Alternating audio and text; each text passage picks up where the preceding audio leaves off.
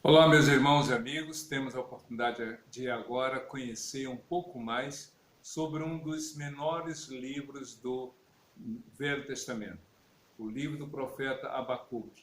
Ele faz parte desse conjunto de livros que é a última parte ou a última divisão das 5 do Velho Testamento. Por exemplo, a primeira divisão, chamada de Pentateuco ou a Torá, é de Gênesis até Deuteronômio, os 5 primeiros livros da Bíblia. Depois de Josué até Esther, são os chamados livros históricos. E de Jó até Cântico dos Cânticos são os poéticos. E de Isaías até Daniel são os profetas maiores.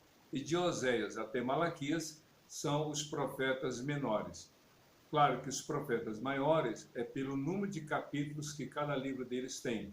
E os profetas menores é, obviamente, pelo número menor de capítulos. E Abacuque está nesse conjunto de livros que fazem parte dos profetas menores. E quem foi Abacuque? Por que que esse livro está nesse compêndio do Velho Testamento? O profeta Abacuque, segundo alguns estudiosos, viveu e foi contemporâneo de dois importantes profetas do Velho Testamento, Jeremias e Ezequiel. É claro que, se você olhar bem a história de Jeremias, ele foi um dos mais longevos profetas do Velho Testamento, passando por vários reis ao longo do seu ministério profético. E Ezequiel, nós conhecemos muito bem, foi o profeta que compartilhou da vivência no cativeiro. E Abacuque, do que nós podemos falar de Abacuque? Abacuque, o nome dele significa abraçar. Então, se você já ouviu falar nesse nome, então você pode ter uma ideia do significado dele, abraçar. Mas o que há de interessante para nós aprendermos no livro de Abacuque? Que lições nós podemos extrair para a nossa vida?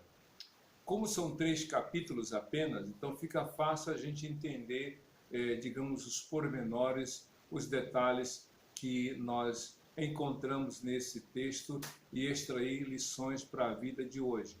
Nós sabemos, pelo ministério profético de Jeremias e Ezequiel, a gente sabe que a cidade de Jerusalém, o Reino do Sul, cuja capital foi Judá, foi destruída, ou melhor, Jerusalém, o Reino do Sul, o Reino dos Judeus, a cidade foi destruída no ano 586 a.C. E 70 anos depois, eles retornaram do cativeiro para a cidade de Jerusalém. Então, o profeta Abacuque foi aquele que viveu no início ou antes do cativeiro babilônico. Ele, como foi contemporâneo de Jeremias, então ele pôde participar daqueles momentos anteriores à invasão dos babilônicos e todo o fim que Deus permitiu que acontecesse entre os judeus, cuja capital do Reino do Sul era Jerusalém. Pois bem, por que qual é a característica principal ou as características principais do profeta Abacuque? Abacuque foi um profeta que teve uma íntima relação com Deus. Ele teve uma proximidade com Deus, ele teve um diálogo com Deus, ele conversou com Deus, apresentou a sua queixa, pôde ouvir uma resposta da parte de Deus, avaliar essa resposta e, por fim, reconsiderar o seu posicionamento e declarar a sua fé num poema que ficou muito conhecido. Pois bem, então vamos, de modo muito didático, caminhar por essa trilha dos 3 capítulos do livro de Abacuque, lendo, meditando, conversando sobre cada capítulo. No capítulo 1, a gente lê a seguinte declaração do verso 1: a advertência revelada ao profeta Abacuque. Deus começa a falar para Abacuque algumas coisas. E diante daquilo que Abacuque percebe que está acontecendo, Abacuque começa a apresentar a Deus a sua queixa. as chamadas demandas. Ele se aproxima diante de Deus e começa a falar coisas que talvez um cristão hoje, em pleno século XXI, e muito menos uma liderança, um líder, poderia verbalizar sem o risco de sofrer qualquer censura, qualquer palavra de descrédito ou de desconfiança da sua própria fé. Para nós ganharmos tempo, veja só o que Abacuque fala nas suas primeiras palavras da sua queixa no capítulo 1, a partir do verso 2. Até quando, Senhor, clamarei por socorro, sem que tu ouças? Até quando gritarei a ti violência, sem que tragas salvação? Abacuque estava queixoso, porque ele olhou para a cidade e, como se ele estivesse passeando de helicóptero, vamos imaginar a cena hoje, ele fazendo um voo panorâmico, ou então vendo os canais de TV mostrando cada região da cidade, ou ouvindo as notícias pelo rádio, ou vendo o que era postado, digamos, o que seria postado nas redes sociais da cidade de Jerusalém. Ele vê o caos. Ele não vê só o caos, mas ele vê também não só a confusão, ele vê a violência. Ele também vê a injustiça. Ele vê também aquilo que o faz angustiar-se, porque ele vê a maldade prosperando, o ímpio se dando bem, o justo realmente padecendo. Veja só no versículo 3. Por que me fazes ver a injustiça e contemplar a maldade? A destruição e a violência estão diante de mim, a luta e conflito por todo lado. Parece que ele está vivendo em nossos dias. Mas isso aconteceu há 2.600 anos atrás. Pois bem, ele vai descrevendo.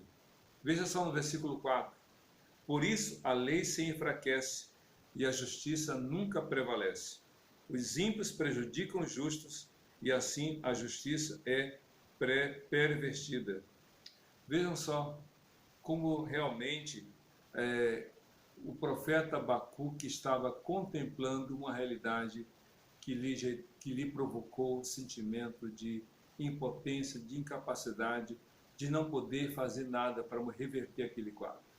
Ele estava vendo a cidade sendo engolida, tragada pelos maus feitos dos homens maus e perversos. Como alguém consegue permanecer na sua fé no Senhor? Como alguém consegue permanecer contemplando a obra de Deus se só vê a maldade dos homens? Tem hora que a nossa fé fica tão abalada que a gente fica questionando se vale a pena continuar naquele desafio, naquele ministério, naquela obra que iniciamos quando ia tudo bem. Na verdade, a fé em Deus não nos vacina contra problemas, a fé em Deus não nos imuniza quanto às dificuldades. Talvez sejam as dificuldades que vão levar o ser humano a reconhecer sua finitude e a sua necessidade de depender do Senhor. Interessante que, diante das questões que Abacuque apresenta, no verso 5 em diante, Deus apresenta, então, uma primeira resposta.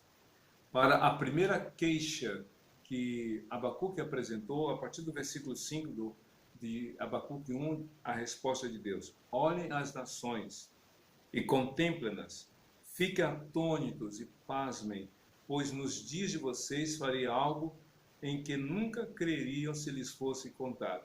Estou trazendo os babilônios, nação cruel e impetuosa, que marcha por toda a extensão da terra, para apoderar-se de moradias que não lhes pertencem. Diante de tudo aquilo que estava acontecendo, diante de todo o caos, diante da maldade e perversidade que geravam problemas para os moradores de Jerusalém e de toda a nação do Reino do Sul, Deus fala assim: Abacuque, sabe como vai ser a minha justiça? Eu vou permitir que coisas piores aconteçam. Coisas que ninguém vai acreditar se ouvisse. Eu vou trazer os babilônios, e eles serão a minha justiça contra os que não confiam em mim.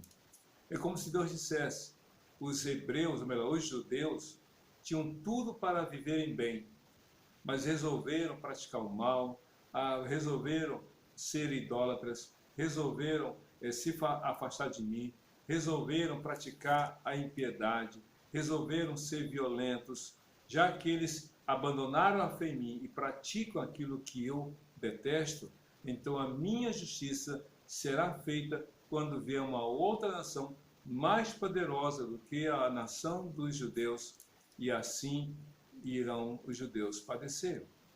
É estranho como realmente o profeta apresenta a Deus essa maneira diferente.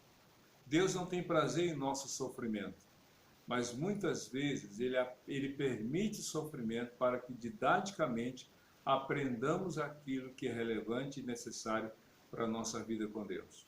Então, se você está enfrentando dificuldades, eu ordeno você parar e refletir. Por que eu estou enfrentando dificuldades? Por que eu estou enfrentando esses problemas? É hora de você parar. Eu gosto muito daquela passagem, Daniel, capítulo 6, quando ele é jogado lá na cova dos leões. Daniel não nasceu numa cova dos leões, foi jogado. E aí a pergunta que você e eu devemos fazer quando enfrentamos problemas é: como eu cheguei aqui? No caso de Daniel, ele foi jogado ou se jogou? Ele foi jogado, ele não se jogou. Mas quantas pessoas se jogam aos problemas pela desobediência, pelo pecado, pela incredulidade, pela prática da maldade? Então os hebreus, ou melhor, os judeus ali em Jerusalém estavam ou iriam sofrer as consequências por causa dos seus próprios erros. E na segunda queixa que o profeta apresenta no capítulo 1, a partir do versículo 12, é a seguinte: Senhor, tu não és desde a eternidade? Meu Deus, meu santo, tu não morrerás. Senhor, tu designaste essa nação para executar juízo. Ó rocha, determinaste que ela aplicasse castigo. Teus olhos são tão puros que não suportam ver o mal. Não podes tolerar a maldade. Então, por que toleras os perversos? Por que ficas calado enquanto os ímpios devoram os que são mais justos do que eles? Então, diante da resposta de Deus à primeira queixa, Abacuque apresenta a segunda queixa. E a segunda queixa coloca realmente esse diálogo dele muito sincero com Deus. Senhor, tu não és um Deus eterno? Claro que Deus iria responder sim. Abacuque cria nisso. Ele não está duvidando de quem é Deus.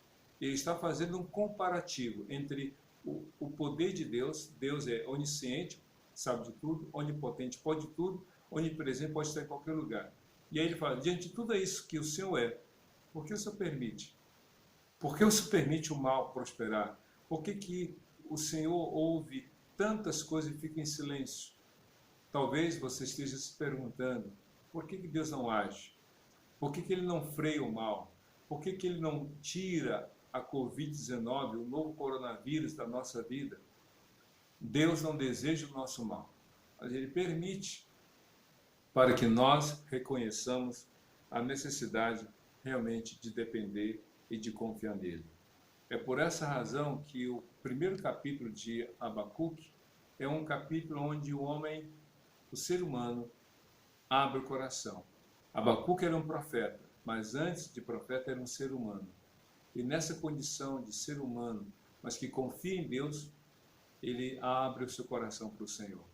Ele fala diante daquilo que ele está enfrentando. Então a lição para você e para mim é: falemos para Deus. Vamos contar para Ele o que está acontecendo na nossa vida, com a nossa família, com a nossa cidade, com o nosso país e no mundo em que vivemos. Aí então, a partir do versículo 1 de Abacuque, capítulo 2, vem um contraponto. Veja só, depois que ele escancara, que ele fala tudo que sente, o capítulo 2, no verso 1, ele diz assim: ficarei no meu posto de sentinela e tomarei posição sobre a muralha. Guardarei, ou melhor, aguardarei para ver o que o Senhor me dirá e que resposta terei à minha queixa. Vejam só, no capítulo 1, na primeira parte, ele fala, reclama, Deus responde. Aí ele tem a réplica, ele fala novamente, se queixa, faz as suas ponderações sobre Deus e o poder de Deus. E então, no capítulo 2 ele fala, tipo assim, agora eu vou ficar quieto. Agora eu vou ficar lá na torre de vigília, eu vou ficar lá na muralha, só para esperar a resposta de Deus. E aí é muito interessante essa fala aqui do profeta, porque às vezes em oração falamos, mas não queremos ouvir. Perguntamos, mas a resposta não temos disposição em escutar. Ele falou, ele se queixou, mas agora ele disse, quer saber, eu vou parar para escutar o que Deus tem a me dizer. É isso que a gente tem que fazer. Tem horas que o silêncio é um momento muito importante na nossa vida, porque passamos o dia inteiro ouvindo e falando, muito mais falando do que ouvindo, mas precisamos parar para ouvir. A oração não é só você falar com Deus. Na oração é Deus também falar com você. Equivocadamente a gente aprendeu que quando a gente lê a Bíblia, Deus fala com a gente. Quando a gente ora, a gente fala com Deus. Negativo. Quando a gente lê a Bíblia, Deus fala com a gente, mas em alguns textos nós usamos a Bíblia para falar com Deus. Ou quando nós oramos, falamos com Deus, mas quando em oração ficamos em silêncio, Deus fala com a gente. É simples assim, é uma via de mão dupla, tanto pela palavra quanto pela oração. É comunhão com Deus. Abacuque resolveu aguardar, resolveu esperar a resposta de Deus. E sabe qual é a resposta? Está aqui a partir do verso 2 de Abacuque 2. Então o Senhor me respondeu, escreva claramente a visão em tábuas, para que se leia facilmente. Em outra tradução, escreva de tal modo que seja capaz de ler quem passe correndo. Para alguém conseguir ler um texto escrito numa tábua, de modo que, mesmo correndo, consiga ler, é porque essa mensagem estaria numa placa grande para que alguém pudesse, então, correndo, poder ler com facilidade. Alguns dizem, brincando, que aqui começou a propaganda do outdoor, ou a ideia do outdoor partiu daqui. Escreva de modo que quem passar correndo consiga ler. O outdoor é isso. É aquele cartaz enorme que você, de bicicleta, você de moto, de carro, é capaz de ler o que está comunicado. Pois bem, Deus disse para Abacuque, escreva a visão de modo que até aquele que passe correndo seja capaz de ler. E qual é a visão? A visão está aqui a partir do versículo 3 de Abacuque 2. Pois a visão aguarda um tempo designado. Ela fala do fim e não falhará. Ainda que demore, espere-a, porque ela certamente virá e não se atrasará. Em outras palavras, Deus vai agir na hora certa. Deus não se antecipa, Deus não se atrasa. Ele age na hora certa. Quando Cristo chegou à cidade de Betânia, próximo ao túmulo de Lázaro, Maria, ou melhor, Marta disse, Senhor, se o Senhor tivesse chegado um pouco antes, meu irmão não teria morrido. Maria falou a mesma coisa, mas Jesus chegou no tempo certo, porque para ele tudo é possível. É interessante que Deus falou para Abacuque, calma, eu estou no controle, é isso que Deus está dizendo. Eu estou no controle da situação. Eu sei tudo o que está acontecendo, da violência, da maldade, da perversidade, da injustiça, do mal prosperando, o justo sofrendo, mas calma, eu estou no controle. As coisas podem estar fora do controle para você, Abacuque, mas para mim, eu estou no controle. Tudo está sujeito a mim. Tudo está sujeito. Jesus disse lá em Mateus 28, versículo 18, toda autoridade me foi dada nos céus e na terra. Ele controla tudo. E é interessante que no versículo 4 de Abacuque 2, Deus fala, escreva, o ímpio está envadecido, seus desejos não são bons, mas o justo viverá pela sua fidelidade. Deus está dizendo o seguinte, Abacuque, eu não me confundo. Eu sei quem é justo e sei quem não é justo. O próprio profeta falou no verso 13 de Abacuque 1, tu és tão puro de olhos que não pode suportar o mal. Tu não suportas ver o mal. E aqui Deus fala, eu sei quem é o justo e sei quem é o ímpio. O ímpio está envadecido, o ímpio é orgulhoso, o ímpio só confia em si, o ímpio só depende de si, o ímpio humilha o outro. Mas ele fala também no versículo 4, mas o meu justo viverá pela sua fidelidade. Foi esse o texto que Paulo, escrevendo aos Romanos, no capítulo 1, no verso 16 e 17, ele disse, mas não me envergonhe do evangelho, que é o poder de Deus para a salvação de todo aquele que crê.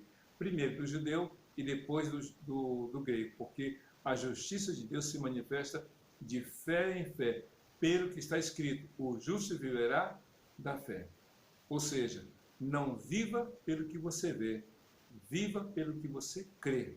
E você tem que crer em Deus e na palavra dele. Foi o que Paulo falou em 1 Coríntios 5, 7. Ele disse, porque nós vivemos por fé e não por vista. Vivemos pelo que cremos e não pelo que vemos. E então, a partir do versículo 5, Deus vai discorrendo a respeito daqueles ímpios que agem sem temor ao Senhor. E diz aqui, a partir do verso 5, de fato, a riqueza é ilusória e o ímpio é arrogante e não descansa. Ele é voraz como a sepultura e como a morte. Nunca se satisfaz, apanha para si todas as nações e ajunta para si todos os povos. E aí Deus vai descrevendo a prática de uma pessoa ímpia, a prática de uma pessoa incrédula, a prática de uma nação que não crê em Deus. É interessante, Deus falou que levantaria os babilônios para fazer a justiça de Deus cumprir sobre uma nação ímpia, que era a nação dos judeus. Mas Deus também assegura ao profeta que ele iria julgar a Babilônia. É interessante isso, porque Deus permite que todas as coisas aconteçam e move as coisas, mas Deus é justo. Ele não abençoa o pecado. Qualquer pessoa que faça uso da prática da injustiça realmente sofre as consequências. E aqui no capítulo 2, a partir do verso 4, como nós lemos, Deus vai descrevendo a maldade da pessoa incrédula, que chega, diz a Bíblia aqui, que dá a bebida para o outro para que a vergonha, a sua nudez seja descoberta, ou seja, se aproveita da fragilidade moral, se aproveita da dependência do outro para explorar cada vez mais. Sabe, aquela pessoa que vê o outro fracassado e coloca mais fracasso, que vê a pessoa na dependência das drogas e dá mais drogas, a pessoa que vê o outro na prática do pecado e incentiva a praticar mais ainda. É isso que a Bíblia está dizendo a partir do versículo 2, ou capítulo 2 de Abacuque. O versículo 9 de Abacuque 2 diz assim, ai daquele que obtém lucros injustos para a sua casa, para pôr seu ninho no alto e escapar das garras do mal. Ou seja, Deus vai descrevendo tudo aquilo que é mal e perverso, porém vem uma mensagem de esperança. E qual é a mensagem de esperança? Veja só o versículo 14 de Abacuque 2. Mas a terra se encherá do conhecimento da glória do Senhor, como as águas que enchem o mar.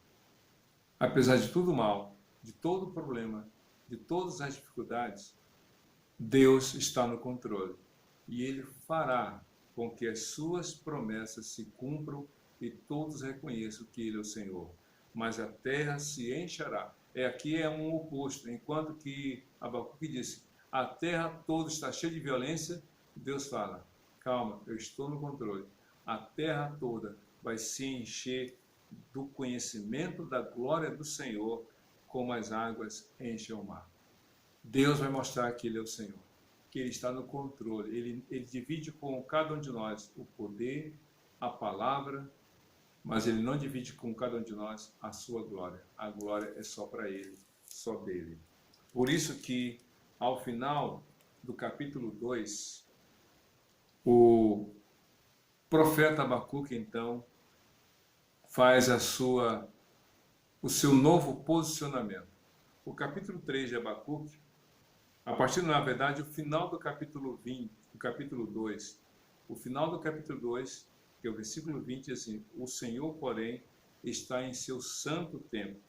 Diante dele, fica em silêncio toda a terra. Aqui não é o profeta, é Deus falando para o profeta e ele registra. O Senhor está no seu santo templo. Fique em silêncio toda a terra. O Senhor vai agir. Sabe, esse ficar em silêncio, espere. Eu vou agir. Lembra lá no livro de Apocalipse, capítulo 8, quando foi aberto o último selo, houve um silêncio no céu por meia hora, a expectativa, o que vai acontecer. Fique em silêncio toda a terra, o Senhor está no seu santo templo. Fique em silêncio, aguarde o agir de Deus. Então é melhor você ficar em silêncio, aguardar a ação de Deus. Não fique reclamando, murmurando, comentando de modo indevido as coisas, falando mal do outro, censurando, condenando, apontando o erro. Aguarde em silêncio o agir de Deus. É por isso que o capítulo 3 de Abacuque começa assim: oração do profeta, uma confissão. Senhor, ouvi falar da tua fama, tremo diante dos teus atos. Realiza de novo em nossa época as mesmas obras. Faz-as conhecidas em nosso tempo. Em tua ira, lembra-te da misericórdia. Vejam só as mudanças aqui. No capítulo 1, um profeta irado, revoltado, não querendo mais pregar, nunca mais pôr os pés na igreja, se ele fosse em nossos dias. Não vou mais à igreja, não vou mais pregar, não vou mais cultuar, não vou mais cantar. Revoltado, chateado, aborrecido, cheio de demandas, cheio de questões. Mas diante do que ele ouve, do que Deus fala para ele, ele muda de atitude porque os seus olhos foram abertos e o seu coração foi mudado. Ele faz um pedido: Senhor, eu ouvi falar da tua fama e tremi. O Senhor está no controle, eu reconheço. Realiza, em outra tradução, reaviva a tua obra, Senhor, no meio dos anos. Faze conhecidas em nosso tempo. Na tua ira, lembra-te da misericórdia. Senhor, cuida, trata. Senhor, age, tenha compaixão, seja misericordioso. Aquele homem tão enfurecido agora virou um cordeiro diante do poder de Deus.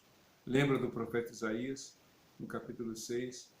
Eu vi o Senhor e eu reconheço que sou homem de lábios impuros e habito no meio de um povo de lábios impuros, e eu vi o Senhor.